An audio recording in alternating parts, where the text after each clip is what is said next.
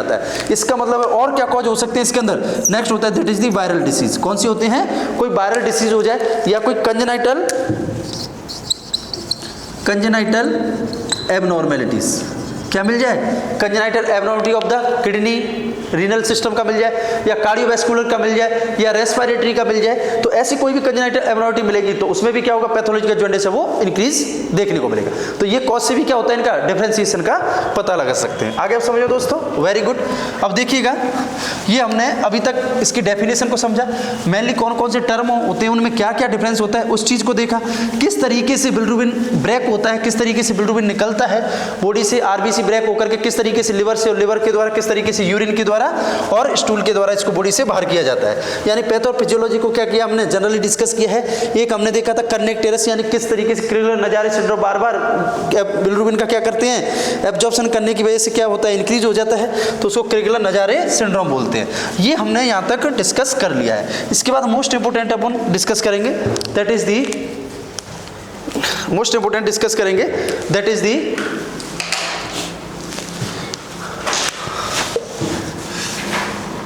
Diagnosis. किसकी बात करेंगे, डायग्नोसिस की। आगे आप समझ में, जब डायग्नोसिस की बात करेंगे तो इसके अंदर मोस्ट इंपोर्टेंट होता है that is the physical examinations. क्या होता है, फिजिकल एग्जामिनेशंस। फिजिकल एग्जामिनेशंस के अंदर इसका मतलब है हम देख करके पता लगा सकते हैं कि क्या हो चुका है पर्सन की, आइस की कलर चेंज हो चुका है, यूरिन का कलर चेंज हो चुका है, स्टूल का कलर चेंज हो चुका है, स्किन का कलर चेंज हो चुका है। तो फिजिकल एग्जामिनेशंस देख करके हम पता लगा सकते हैं कि क्या हुआ है, जॉन्डिस का बिलिरुबिन का लेवल बढ़ रहा है, ठीक है। लेकिन फिजिकल एग्जामिनेशंस के अंदर मोस्ट इंपोर्टेंट होता है that is the Cramer's index. क्या होता है, क्रेमर्स इंडेक्स। देखिए क्रेमर्स इंडेक्स की जब बात करते हैं तो क्रेमर्स ने बताया था कि यानी कि जो बिलिरुबिन का लेवल होता है वो मेनली 5 स्टेप में बढ़ता है। कितने बताए थे इसने, 5 स्टेप्स। कितने बताए थे, 5 स्टेप्स। अब देखिए जब 5 स्टेप्स की बात करेंगे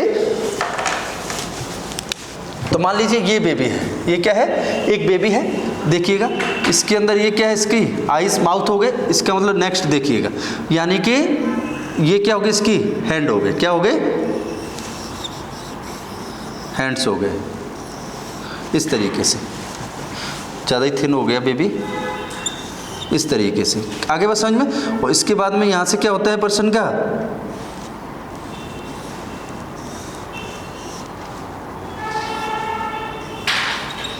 ऐसे मान लीजिए, ऐसे एक बेबी हो गया,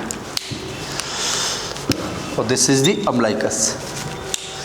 तो यानी कि सबसे फर्स्ट जो हमें विजुलाइजेशन होगा, या सबसे फर्स्ट हमेशा कहाँ से जाएंगे, ये सुपीरियर, ये क्या है सुपीरियर अपर, और ये क्या है लोअर, यानी कि इन्फीरियर। किसकी बात करेंगे, इन्फीरियर की। तो सुपर से इन्फीरियर की तरफ जब जाएंगे तो देखिएगा, यानी सबसे फर्स्ट नंबर इसको देंगे, किसको, आइस को। यानी सबसे फर्स्ट जो विजुलाइज होगा वो कहाँ पर होगा, आपको आइस के अंदर। यानी कि जब 5 स्टेप को यहाँ पर लिख लेते हैं तो फर्स्ट वन होगा दैट इज दी स्क्लेरा। क्या होगा, स्क्लेरा। स्क्लेरा यानी कि 5 mg पर डेसीलीटर। कितना हो जाएगा, 5 mg पर डेसीलीटर होगा। तो फर्स्ट कहाँ पर दिखाई देगा, स्क्लेरा पर। देखिए नंबर 2 बात करेंगे दैट इज दी अम्बलाइकस। किसकी बात करेंगे, अम्बलाइकस। यानी कितना होगा, 10 mg पर डेसीलीटर। तो इसका मतलब इसको कौन सा नंबर देंगे, फिर अपन 2 नंबर देंगे। इसको कौन सा दिया, 1 नंबर, 10 mg पर डेसीलीटर। देखिए थर्ड देंगे अपन किसको, मिडथाई को। किसको देंगे, मिडथाई।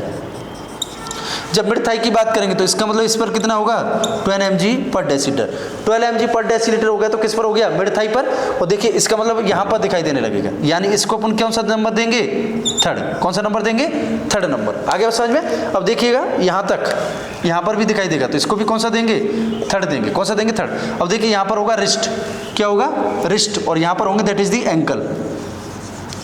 एंकल और किस पर, रिस्ट पर। एंकल और रिस्ट पर दिखाई देने लगेगा तो इसको अपन कौन सा नंबर देंगे, 4th नंबर देते हैं। कौन सा देते हैं, 4th। इसका मतलब है एंकल एंड रिस्ट पर दिखाई देगा। तो इसका मतलब कब दिखाई देगा ये, जब लेवल होगा 15 mg पर डेसीलीटर। आगे समझ में, इसका मतलब लास्ट में आएगा दैट इज, ये कौन सा नंबर दिया हमने 4, कौन सा दिया है 4, इसको कौन सा नंबर दिया है 4, इसको भी 4। इसका मतलब देखिए कौन बच गया, पाम एंड सॉल्ट बच गए, कौन बच गए, तो इसका मतलब अपन इसको दे देंगे 5, इसको भी दे देंगे 5, इसको 5 और इसको क्या है 5। तो पाम एंड सॉल्ट लास्ट में सबसे लास्ट आएगा that is the 5th number Kramer index का, that is the palm and salt. जब बिलिरुबिन का लेवल सबसे लास्ट में दिखाई देगा तो क्वेश्चन पूछा जाता है कई बार कि सबसे लास्ट में बिलिरुबिन का लेवल कहाँ दिखाई देता है, कहाँ विजुलाइज करेंगे, तो that is the palm and salt. और जब पाम एंड सॉल्ट पर दिखाई दे रहा है तो इसका मतलब कौन सा जॉन्डिस है, पैथोलॉजिकल। मैंने बोला था ना कि 15 mg से ज्यादा होगा तो इसका मतलब यहाँ होगा मोर देन 15 mg पर डेसीलीटर। क्या होगा, मोर देन 15 mg पर डेसीलीटर से ज्यादा अगर क्या देखने को मिल रहा है, बिलिरुबिन का लेवल बढ़ रहा है, वो किसमें मिलता है, पैथोलॉजिकल में। तो इसका मतलब पाम एंड सॉल्ट पर दिखाई देगा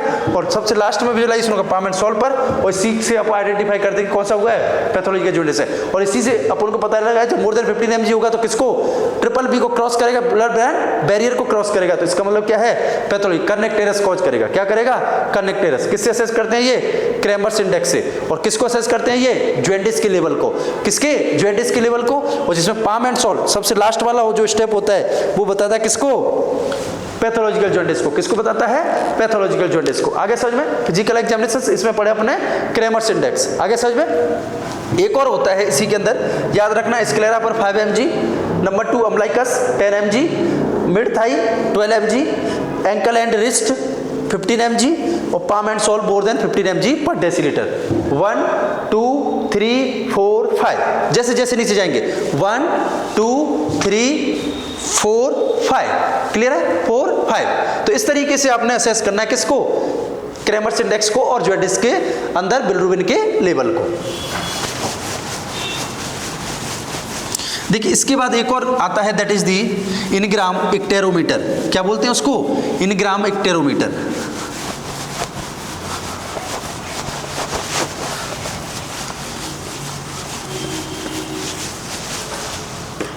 देखिए सबसे फर्स्ट अपन ने पढ़ा that is the physical examination के अंदर क्रेमर्स इंडेक्स। किसको पढ़ा, क्रेमर्स इंडेक्स। इसके अंदर टोटल कितने पैरामीटर है, 5 है। देखिए नंबर 2 पर अपन इसके अंदर पढ़ते हैं that is the Ingram icterometer. Ingram icterometer क्या होता है, एक स्केल होता है। क्या होता है, एक स्केल होता है इस तरीके का, ऐसे। इस स्केल के ऊपर कुछ डार्क बैंड होते हैं। क्या होते हैं, डार्क बैंड इस तरीके के, यानी वो मेनली ग्रीन कलर के होते हैं, बिलिरुबिन जैसा होता है, इस तरीके के होते हैं, ऐसे डार्क बैंड मिलेंगे आपको।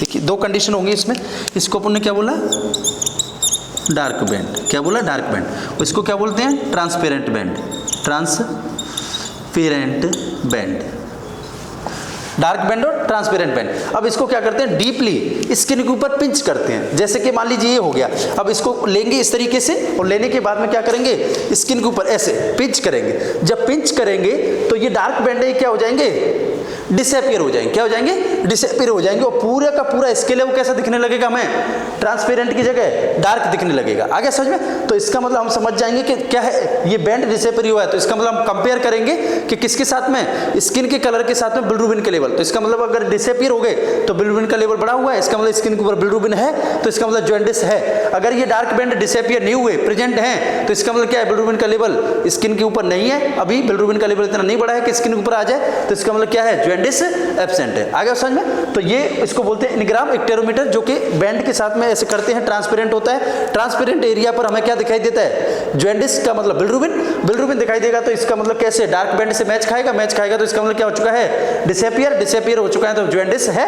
अगर डिसअपियर नहीं हुए हैं, ट्रांसपेरेंट एरिया में किसी तरीके का कलर हमें स्किन का जैसा ही दिखा रहा है और डार्क बैंड अलग से दिख रहे हैं, तो इसका मतलब जॉन्डिस नहीं है। आगे बस समझ में। देखिए इसके बाद मोस्ट इंपोर्टेंट अपन डिस्कस करते हैं that is the serum bilirubin level. ये हो गया physical examination. Number 2 that is the serum bilirubin level, most important, serum bilirubin level. Serum bilirubin that is the most confirmatory, क्या हो गया ये, मोस्ट कन्फर्मेटरी डायग्नोसिस है, मोस्ट कन्फर्मेटरी डायग्नोसिस है, क्योंकि इसमें क्या करेंगे अपन, डायरेक्ट ब्लड लेंगे और ब्लड के अंदर किसका, बिलिरुबिन का लेवल असेस करेंगे। बिलिरुबिन का लेवल कितना मिलेगा, मोर देन 5 mg पर डेसीलीटर मिलेगा। हम बोल देंगे क्या है पर्सन को, हाइपर बिलिरुबिनेमिया का लेवल है, और इसका मतलब क्या है पर्सन को, जॉन्डिस है। क्या है, जॉन्डिस है। आगे समझ में, इसके द्वारा क्या कर लेंगे, इसको डायग्नोस कर लेंगे।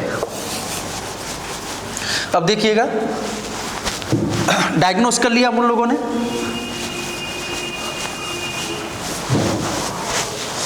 डायग्नोस कर लिया, असेसमेंट कर लिया।